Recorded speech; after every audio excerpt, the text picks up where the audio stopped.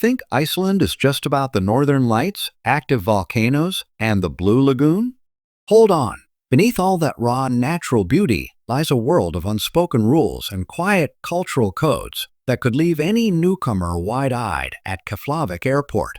From horses that can never return once they leave the island, to a country where beer was banned for decades, but strong liquor was completely fine, and where nearly 70% of kids are born to couples without a marriage certificate. This is Iceland. Beautiful, surreal, and full of taboos. Get ready to uncover 15 of the strangest and most surprising customs and unwritten laws in this Nordic nation. Let's dive in. Number 15. No rude hand gestures. Seriously, in Iceland, gestures speak louder than words, and not in a good way. Flipping the middle finger? Big mistake. Whistling to get someone's attention? Rude. Even making that OK circle with your fingers? Tacky at best. Offensive at worst. A 2021 Nordic social survey revealed that nearly 78% of Icelanders said they'd actively avoid someone, local or foreign, who used what they considered inappropriate hand gestures. But it's not just about your hands. Eye contact matters too. While it might mean honesty in many cultures, in Iceland, staring too long is seen as flirtatious, suspicious, or even aggressive. 1 to 2 seconds of eye contact, then look away politely. That's the norm. Tourists have shared stories about getting cold reactions in cafes after simply waving too hard or making direct eye contact. And no, Icelanders won't confront you. They'll just quietly freeze you out. Number 14. Need a bathroom? Find a rock. Yes, this is real. In Iceland, it's surprisingly normal to relieve yourself behind a rock, near a trail, or, believe it or not, next to a monument. As long as you follow one sacred rule, leave no trace. With over 2 million tourists a year, but only 400,000 residents, Iceland struggles with basic infrastructure, especially public toilets. At famous sites like Skogafoss, the Lagavegr Trail, or Landmannalaugar, you may find no toilets for miles. Locals know this. They don't encourage it, but they understand it. Online, you'll find photos of people ducking behind hills or camper vans. One American tourist shared how they had to crouch behind a van on a hiking trail, equal parts nervous and relieved. But don't leave your masterpiece behind. Signs at places like Gullfoss Waterfall say things like, "This is not a toilet. Please don't leave your art here." Others even come with diagrams on how to properly bury toilet paper, and a not-so-subtle reminder. If you can't bury it, pack it out. In Iceland, nature is sacred, and so is respecting it. Number 13. No bringing raw meat, eggs, or fresh milk into Iceland. Think you'll pack your favorite snacks for your Iceland trip? Think again. Raw meat, fresh eggs, and unpasteurized milk are all strictly banned from entering the country. Why? Iceland is fiercely protective of its agricultural purity and disease-free status. Customs officers at Keflavik Airport are quick to confiscate anything that could pose a threat to the island's delicate biosecurity. Seems fair until you realize that Iceland imports up to 60% of its annual food supply. Despite the ban, the country relies heavily on imports, especially for fruits and vegetables. While local lamb, dairy, and fish are plentiful, basics like apples, onions, carrots, bananas, and avocados are flown in from places like the Netherlands, Spain, and the US. At the grocery store, be prepared for sticker shock. A single imported apple can cost over $2, and almond milk, if you even find it, might be 3 times the price compared to the US. Icelanders are used to it. They've adapted to days when tomatoes vanish citywide, or egg prices skyrocket 60% after snowstorms delay European shipments. Number 12. No marrying someone with the same last name. In most countries, sharing a last name with your crush might raise an eyebrow. In Iceland, it might raise a genetic red flag. With just 387,000 people and over 1,000 years of relative isolation, Iceland has one of the most genetically homogeneous populations in the world. According to the Icelandic Genetics Center, nearly 70% of Icelanders share common ancestors just a few generations back, especially when both parents are native-born. So, what's the problem with marrying someone who shares your last name? Well, in Iceland, last names aren't based on family names, but patronymics. That means if you both have the same surname, like Johnstadtir or Einarsson, there's a very real chance you're closely related. To avoid awkward and potentially illegal mix-ups, Icelanders have a modern tool, Icelandingo app, nicknamed the Incest Alarm, built using the National Genetics Database. This app lets users tap phones to check if they're too closely related to date. If there's a match, it sends a cheeky alert. Sounds bizarre? Not here. Number 11. No clothes allowed for healing baths. If you haven't soaked in warm jade-colored water while snow falls around you and volcanic steam rises in the distance, you haven't truly felt Iceland. But if you plan to wear a swimsuit, you're doing it wrong. In Iceland, going naked before entering a hot spring isn't optional, it's expected. It's not about shock or spectacle.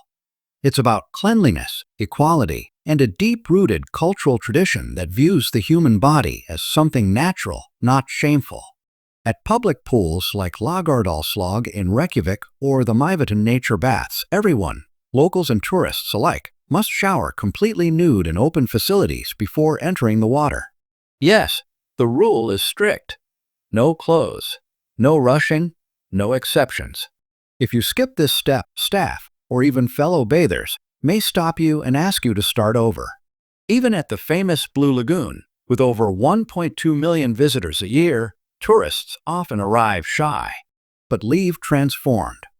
The experience of floating in 100 degrees Fahrenheit mineral-rich water under Arctic skies is liberating, physically and emotionally.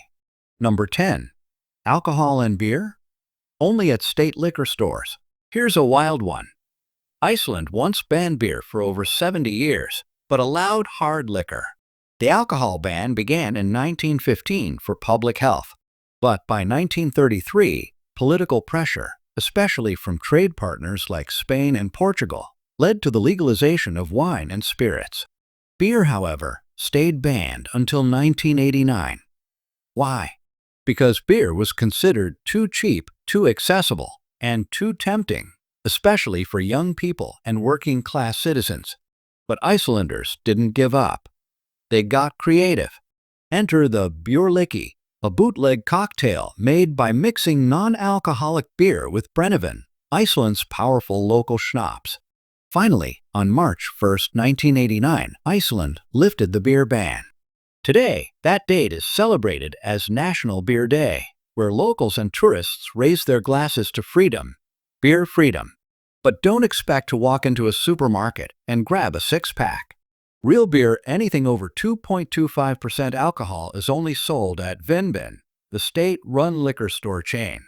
The beer you'll find in grocery stores is low alcohol, so weak, it's not even considered real beer by Icelandic standards. Number 9. Fake marriages are strictly forbidden. In Iceland, love isn't something you can fake, at least not legally. As immigration laws have tightened over the years, some foreigners have turned to arranged or technical marriages with Icelandic citizens just to gain residency. The plan? Marry, stay in the country for a year or two, get legal status, then quietly divorce. Sounds simple, but it comes with a hefty price tag. Local sources say that some of these fake marriage arrangements cost between $15,000 and $25,000. Iceland's Directorate of Immigration admits that proving fake marriages is incredibly difficult. Couples often present matching stories, travel photos, shared addresses, everything you'd expect from a real relationship. In the last 5 years, residency applications based on marriage have surged over 40%, mostly from developing countries in Asia and Africa. Some couples meet online, while others connect through secret chat groups or immigration forums. Though no official stats exist, Icelandic media estimate that around 100 to 150 marriages per year may be based on false pretenses. Yet only 5 to 10% of cases are ever formally investigated. Number 8. 70% of children are born outside of marriage. In many parts of the world, being a single mom still carries stigma and judgment. But in Iceland, it's completely normal. In fact, Nearly 70% of children in Iceland are born to unmarried parents. And no, that's not seen as rebellious or irresponsible. It's just how life works here. Walk through any park in Reykjavik and you'll see young mothers with strollers smiling and supported. No one's asking, "Where's the father?" or giving them pitying looks. Icelanders don't define families by a ring or a certificate. They see parenting as a shared responsibility or individual choice, not a moral obligation tied to marriage. Thanks to a strong social welfare system, mothers in Iceland, married or not, are offered full state support. Up to 12 months of paid parental leave, split between parents, universal health care, and financial aid that doesn't require having a partner on paper. Number 7. Iceland's movie theater rule that baffles tourists. Picture this. You're watching a thriller in an Icelandic cinema. Just as the tension builds, the screen goes black, the lights come on. People start standing up and walking out. Did the power go out? Did the film break? Nope. It's just intermission. That's right. Mid-movie breaks are a totally normal part of watching movies in Iceland. If the film runs longer than 90 minutes, you can expect a 5 to 10-minute intermission, even in the middle of an action or horror sequence. There's no official law behind it, but this unwritten rule is rooted in history, dating back to the days of old-school reel projectors, when films literally had to be changed midway through. Now it's a habit, part of Icelandic movie culture. Locals use the break to stretch, hit the bathroom, grab more Pepsi and popcorn, or even update Instagram. Tourists? They're usually caught off guard, some confused, some annoyed, others amused. Number 6. Naming your child is strictly controlled. In most countries, naming your child is a personal choice, a reflection of culture, creativity, or family history. Not in Iceland. Here, choosing your child's name is a legal process. Parents have just 6 months after birth to register the name with the National Registry, miss the deadline, and you can be fined. But here's the twist. You can't name your child just anything. Every name must be approved by the Icelandic Naming Committee, a government body that maintains a list of over 1,800 pre-approved names, categorized by gender, grammar, and how well the name fits Icelandic linguistic rules. Names are judged on whether they conform to Icelandic spelling and pronunciation, if they can decline grammatically in the language, and whether they respect cultural traditions. Names like Lucifer or even Harriet, common in the UK or US, have been rejected for not fitting Icelandic structure. And if your chosen name is denied? Number 5. No shoes inside the house. It's not a law, but in Iceland, wearing shoes indoors is a serious faux pas. Just like in Sweden, Norway, or Japan, Icelandic homes are sacred spaces. At the entrance, you'll usually find a small area for coats, scarves, gloves, and most importantly, your shoes.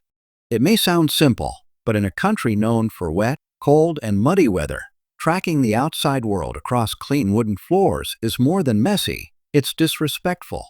To Icelanders, the home is more than shelter. It's a space for peace, reflection, and retreat from the chaos of the world.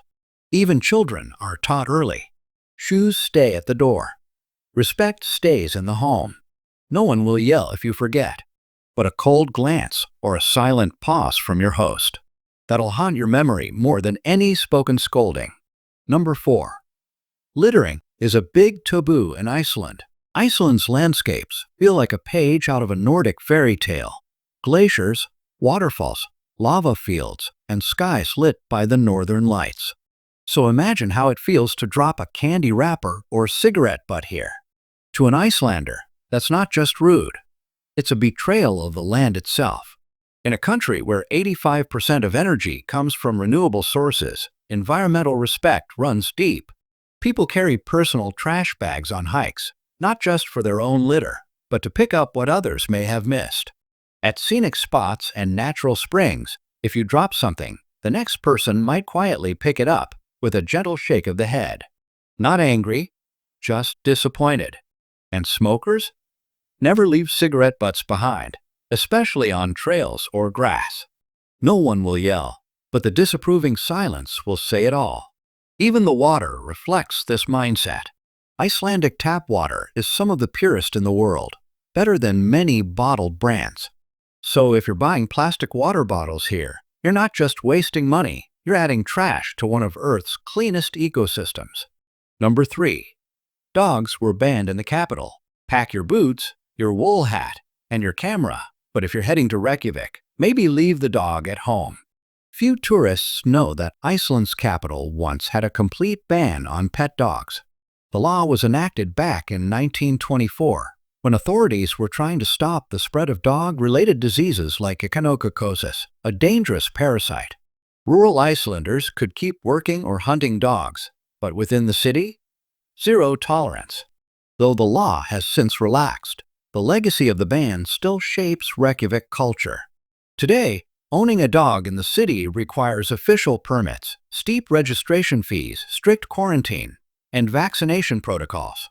Because of all that, dogs are still relatively rare in Reykjavik homes. Cats, however, they've taken over. Number 2. Selling underwear with the Icelandic flag is illegal. Wearing a swimsuit or pair of boxers with your country's flag might be patriotic where you're from. But in Iceland, it's against the law. Selling or using items like underwear, bikinis, socks, or shoes that feature the Icelandic flag is considered a serious offense. Why?